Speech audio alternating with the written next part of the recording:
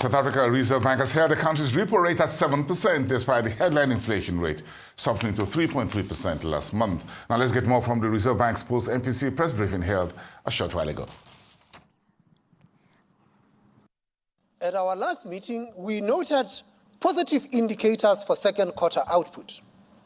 Last week's GDP release still surprised on the upside, with the highest quarterly growth rate in 2 years. We have therefore marked up our growth forecast for the year from 0.9% to 1.2%. This is despite a weaker export outlook given higher tariffs. Although the strong GDP report was welcome, we do not want to overstate the importance of one good quarter. We continue to see modest output gains over the next few years, helped by structural reforms. There are also some cyclical indicators, such as credit extension, which look positive. However, reaching a healthy growth rate will require much higher investment levels than we are achieving now. The risks to the growth forecast are assessed as balanced. Moving to prices, headline inflation has picked up in recent months, broadly as expected. The pressure is coming mainly from meat and vegetables, as well as fuel prices, which have been declining at a slower pace than they were before. Meanwhile, underlying inflation remains contained, with core inflation around 3%. Inflation expectations also moderated further in the latest survey, which shows South Africans are getting used to lower inflation. We anticipate that headline inflation will rise over the next few months, peaking at around 4%.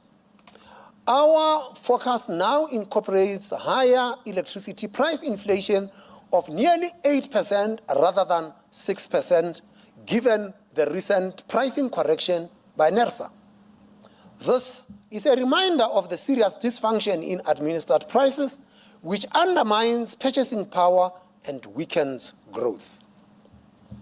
The solution to this crisis is not a higher level of inflation, but rather sector-specific reforms to improve efficiency.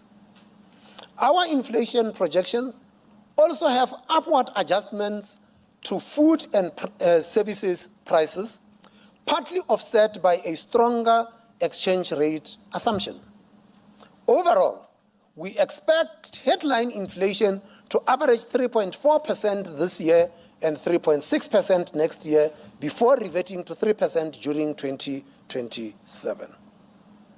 We assess the risks to the inflation outlook as balanced.